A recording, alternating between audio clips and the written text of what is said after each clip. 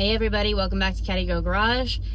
So this is kind of going to be a sentimental video, kind of a tearjerker for me, but I have officially sold Big Blue.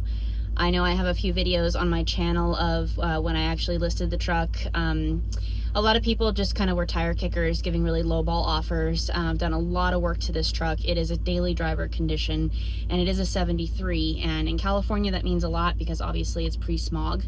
So anyway, just kind of held out for a long time until I got the right offer, and I'm selling it to a very nice gentleman who's also a veteran in Virginia. So the truck's going to be going literally across the country, but I'm sure that he will absolutely love it, and he says he's going to drive it often with his wife, and they're going to just enjoy it and have a really good time with it. So like I said, a little bit of a sentimental tearjerker for me today, but that's the decision that I've chosen. I want to drive the 60 Hearse daily. So got to kind of make some choices in life sometimes. But anyway, that's what this video is about. So farewell to Big Blue. Thanks for tuning in, guys. Have a blessed day.